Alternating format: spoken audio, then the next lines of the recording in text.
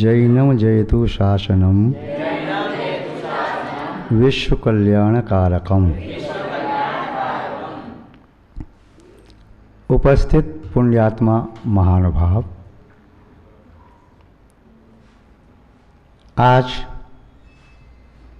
आषाढ़ वदी षष्ठी परम पूज्य चारित्र चक्रवर्ती आचार्य श्री शांत सागर जी महाराज का 151वां जन्म दिवस। 1872 में उन्होंने जन्म लिया था और उन्होंने न केवल जैन समाज में, जैनेतर समाज में भी धर्म की वह ज्योति जलाई जिसके प्रकाश में आज हम मोक्ष मार्ग पर चल पा रहे हैं। उन आचार्य महोदय की बड़ी कृपा दृष्टि,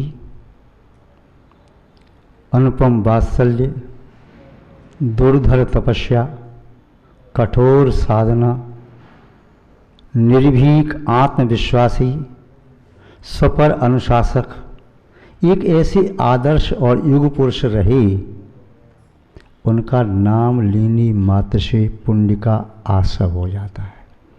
आँख बंद करके एक बार उनके दर्शन भी कर लें तो ऐसा लगता है चित्त को शांति मिलती है।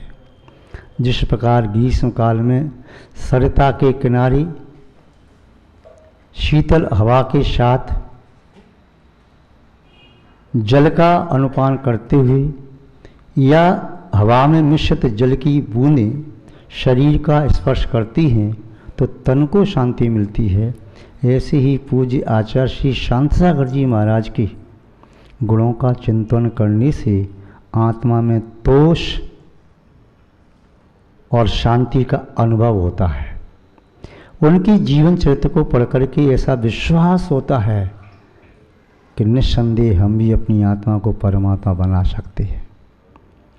उनके व्यक्तित्व के बारे में चिंतन करके लगता है कि पंचम काल नहीं आया जैसे भी चौथे काल में हुई, और उन्होंने अपनी काल में एक ऐसा दिव्य प्रकाश दिया जो प्रकाश सैकड़ों वर्षों से लुप्त जैसा हो रहा था। महानुभाव, वे हमारे वयोवृद्ध आदर्श पुरुष जो सब प्रकार से समृद्ध ज्ञान में, तप में, धैर्य में, ध्यान में, संयम में, विवेक इत्यादि जो बातें देख रहे थे उन सब में समृद्ध रहे। आचार्य भगवान श्री सोचंद स्वामी जी ने वृद्धों की सेवा के संबंध में बहुत कुछ लिखा। जो वृद्धों की सेवा करता है वह व्यक्ति अपने जीवन में अनुपम उपलब्धि को प्राप्त करता है। क्या उपलब्धि प्राप्त करता है? आचार्य महोदय के शब्दों में देखें, अभिवादनशीलस्य नित्यं वृद्धोपसेविनः चत्वारि तस्य वर्धन्ते आयुर्विद्या यशोबलम। शील का ये तो स्वभाव, प्रकृति। जिस व्यक्ति का स्वभाव अभिवादन करने का है, अभिवादन कहिए तो क्या कहें आपके शब्दों में? ग्रीटिंग या एक स्वागत, वेलकम या सल्यूट मारना, जो भी आप कहें, किंतु हमारी भारतीय संस्कृति इसे अभिवादन कहती है। नमस्कार करना, जय जिनेन्द्र करना, जोहार करना, नमोस्तु करना, जिसका जैसा पद है, बंदामी करना, इच्छामी करना, वंदना करना, उस पद के अनुकूल आप अभिवादन करते हैं तो अभिवादन करने में आपके दोनों हाथ जुड़ते हैं, और जो अपने दोनों हाथों को जोड़ सकता है वह अपनी आत्मा को धर्म से जोड़ सकता है। जो जीवन में किसी के सामने हाथ नहीं जोड़ सकता वह संसार की कोई भी उपलब्धि प्राप्त कर ले, अपनी आत्मा को धर्म से नहीं जोड़ सकता।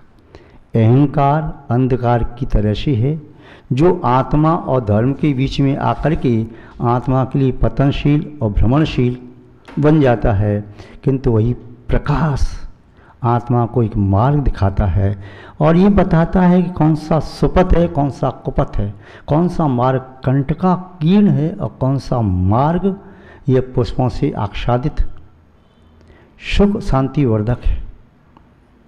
तो ये विषय आचार्य महोदय ने बताया कि अभिवादनशील, कुछ भी नहीं करो। कई पुरुषों को हमने देखा है, वृद्ध पुरुषों तक को देखा है, और रास्ते में जाते समय मंदिर के सामने बेटा कोई मंदिर से निकल के आया, बेटा जय जिनेंद्र, अम्मा जी जय जिनेंद्र, बिटिया जय जिनेंद्र, अपने से छोटों से भी। और तो ठीक है, घर में दादा लोगों को देखा, बेटा जय जिनेंद्र, या पोता है तो जय जिनेंद्र। अब कोई बोले कि ये तो बड़े होकर के भी इनका सम्मान करे, हाथ जोड़ रहे, ये तो उल्टा हो गया। नहीं, उन्होंने क्या बोला, जय जिनेंद्र, वे याद दिला रहे हैं जिंद भगवान की जय हो, हाथ जोड़ने से जय होगी। तो ये संस्कार उस बालक में भी आएंगे, बालिका में भी आएंगे, बेटे में भी आएंगे, बेटी में भी आएंगे। जय जिंद बोल करके आपने उसके चरण नहीं छू लिए, जय जिंद बोल करके आपने उसके चित्त को जिंद भगवान के प्रति अभिमुख कर दिया। तो अभिवादनशीलस्य, जिस व्यक्ति का स्वभाव सामने से आते हुए दिखाई दिया, भैया जय जिनेंद्र, भैया जवाहर साहब, राम राम, जो भी आप कहते हैं अपने व्यवहार में, तो ये इस बात का प्रतीक है कि आपके मन में उसके प्रति अच्छा भाव है, वात्सल्य साधर्मी के प्रति, गुणों के प्रति अनुराग है। यदि ऐसा नहीं होता तो हाथ जोड़ते नहीं। कई बार तो यहाँ तक भी देखा जाता है, सामने वाला व्यक्ति हाथ जोड़ के जय कर रहा है, दूसरे वाला ले ही नहीं रहा, वो अपने अहंकार में चूर है। ये गलत है।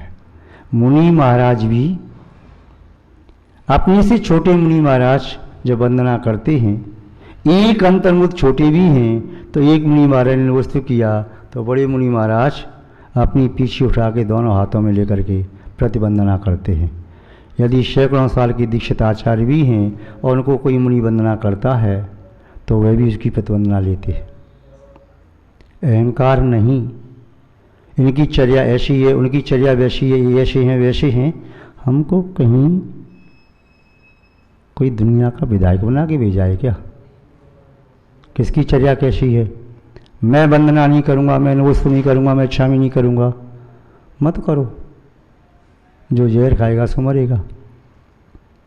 किंतु एक आचार्य तो अपने स्वयं के दीक्षित शिष्य के लिए भी पीछे उठा के प्रतिवंदना करता है। चाहे आचार्य 100 साल का अनुभवी क्यों नहीं है, शिष्य आज का है। आचार्य जानता है, आगम का ज्ञाता है, शिष्य से त्रुटि हो सकती है, अतिचार लग सकती है, अनाचार लग सकती है, किंतु दुष्ट व्यक्ति ये नहीं जानता। वह जानता है मेरी गलती तो मेरी सामर्थ्य के अभाव में हो रही है, अब मैं ऐसा नहीं कर सकता, सामने वाले को सुधार के रहूँगा।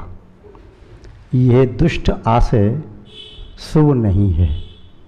किंतु आचार्य मोदी यहाँ कह रहे हैं कि अभिवादनशील से कुछ भी मत करो, सामने वाले को देख के मुस्करा जाओ, हाथ जोड़ लो, बस आपकी चित्त में विशुद्धि अपने आप बढ़ जाएगी।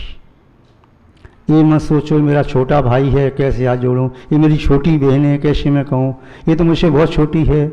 नहीं, ये सब तुच्छ बुद्धि की धारणाएं हैं, इनसे हित नहीं होता, सिर्फ और सिर्फ अहंकार की पुष्टि होती है। और अहंकार चाहे किसी में भी आ जाए, नियम से पतन का कारण है।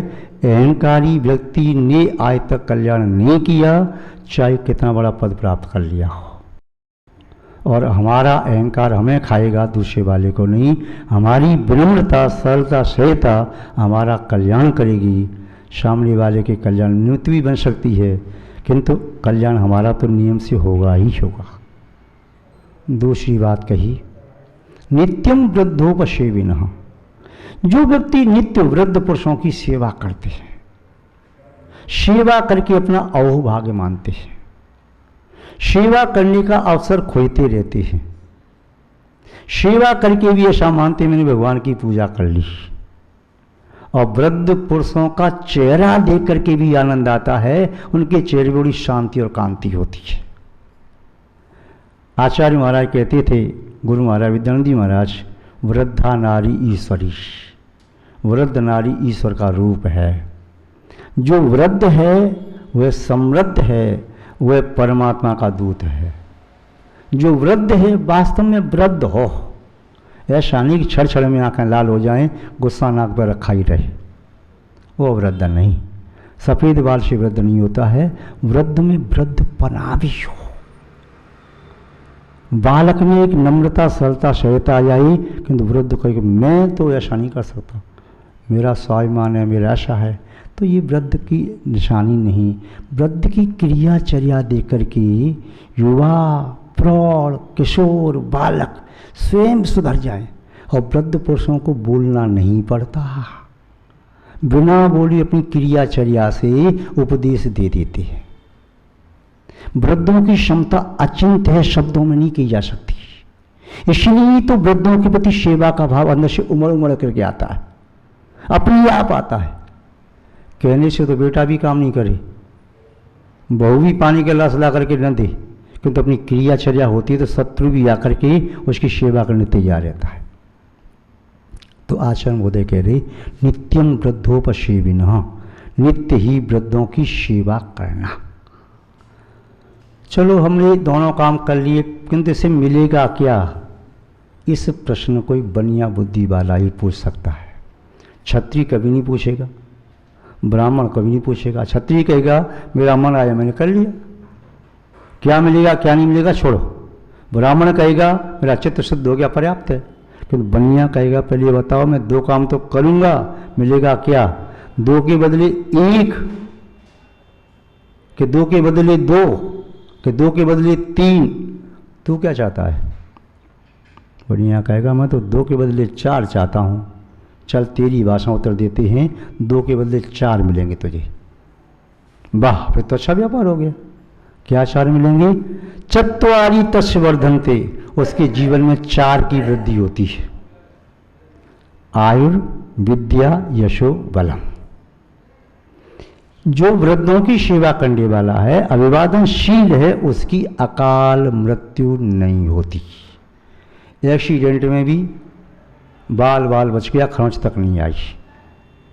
चाहे किसी प्रकार एक्सीडेंट हुआ, आगजनी या जल से या वाहन से, कैसे भी हुआ, जो वृद्धों की सेवा करने वाला है विनम्र स्वभावी, उसकी अकाल मृत्यु नहीं होती।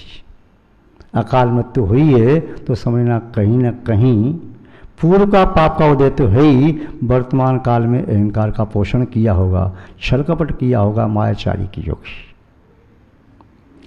पहला आयु का वर्धन होता है, और उसका दूसरा कारण भी है, जो प्रसन्न चित्त रहता है उसकी आयु का अवसान नहीं होता, आनंद से जीता है। लोग कहते हैं जो व्यक्ति आनंद से जीता है 10 साल ज़्यादा जीता है। और 10 साल ज़्यादा जिए या न जिए, जैन सिद्धांत कहता है कि एक अंतर्मुक्ति भी बढ़ा नहीं सकते। आशा ये है कि पूरी आयु जीता है, उसकी आयु का बीच में अवसान नहीं होता। विद्या, जो अभिवादनशील है, वृद्धों की सेवा करने वाला है, उसका ज्ञान का क्षमता बढ़ जाता है। आज के बालक बालिका माता पिता की बात नहीं मानते, या वृद्ध दादा दादी की सेवा नहीं करते, वे पढ़ते रहें, ट्यूशन कितने भी लगाएं, कोचिंग पर जाएं, हज़ारों रुपए खर्च करें, किंतु फिर भी कहते हैं सिर दर्द करता, याद नहीं होता, पढ़ने मन नहीं लगता। 6 महीने बिना स्वार्थ के अपने घर के किसी वृद्ध की सेवा करके देख लो, आपके ज्ञान का शोषण न बढ़े तो आकर के मुझसे मिल लेना। आपको 100 बार पुस्तक रटने की आवश्यकता नहीं है, आपको सेवा करने की आवश्यकता है। हमने भी जीवन में वृद्धों की सेवा की है, हमने भी जीवन में बड़ों का विनय किया है, हमने भी जीवन में अपनी मर्यादा का उल्लंघन नहीं किया, और शायद हम समझते हैं यही परिणाम रहा कि शायद हमारा शोषण वृद्धि को प्राप्त हो रहा है। आज भी ऐसा नहीं कि इस उम्र में हम याद नहीं कर सकते, यदि संकल्प लेकर के बैठें तो आज की डेट में भी हम एक दिन में 50 गाथा याद करने का सामर्थ्य रखते हैं। क्यों? अहंकार के लिए नहीं। हम सेवा करेंगे, उसके पहले पुण्य का संचय करेंगे, विशुद्धि बढ़ाएंगे तो याद कर पाएंगे, अन्यथा एक दिन में एक गाथा भी याद नहीं होगी। आज भी हमें हो सकता है एक गाथा को याद करने में महीना भर लग जाए तब भी याद ना कर पाए। तो ये विशेषता बता रहे हैं कि वृद्धों की सेवा का फल क्या है। आयुर्विद्या, विद्या की प्राप्ति होती है, नाना प्रकार की लौकिक विद्याओं की सिद्धि होती है। परमार्थ की विद्या, नाना प्रकार की कलाओं की प्राप्ति होती है, यश की प्राप्ति होती है। वृद्धों की सेवा करने से ये सब अपने आप फैल जाता है। वृद्ध पुरुष अपने मुँह से एक बार कह दे, अरे ये तो बेटा देवता जैसा है, तो एक बार कहा सब में बात फैल गई, बड़ा भला लड़का है, एक बार कहा सब में बात फैल गई। ये सब अपने आप फैलता है। और नबी कहे तो लोग देखते हैं जिसने गुरुजनों की सेवा की है। गुरुजनों को तो वृद्ध कहते ही हैं, संयम वृद्ध हैं, तपो वृद्ध हैं, ज्ञान वृद्ध हैं, ध्यान वृद्ध हैं, विवेक वृद्ध हैं। उनकी सेवा की, त्यागी तपस्वी की सेवा की तो नियम से उसका यश फैल जाता है। कई भक्त लोग कहते हैं, महाराज जी जब तक आपसे नहीं जुड़े थे हमें कोई जानता नहीं था, आज हमें हजारों लाखों व्यक्ति जानते हैं। सेवा करने का पुण्य का फल है। यशो वलम, और दूसरी बात कही है, अंतिम चौथी बात, वल की प्राप्ति होती है। क्यों? सेवा करने से कामदेव जैसे सुंदर रूप की प्राप्ति होती है, सेवा करने से वज्रवसन नारसन की प्राप्ति होती है, सेवा करने से अंतराय कर्म का शोषण बढ़ता है, वीर्यांतराय कर्म वृद्धि को प्राप्त होता है, और सेवा करने वाला व्यक्ति निरोगी शरीर को प्राप्त करता है। यदि आपका रोग किसी औषधि से ठीक नहीं हो रहा है तो आप नियम ले लो कि मैं साधु की भैयावती करूँगा, आपका रोग ठीक हो जाएगा। साधु नहीं मिले तो घर के वृद्ध पुरुषों की सेवा करूँगा, बिना सेवा की मैं विश्राम नहीं करूँगा, आपका शरीर जीवन भर स्वस्थ रह सकता है। ये चार बातें ये आपने देखी, पुनः इसे एक बार दोहरा दें।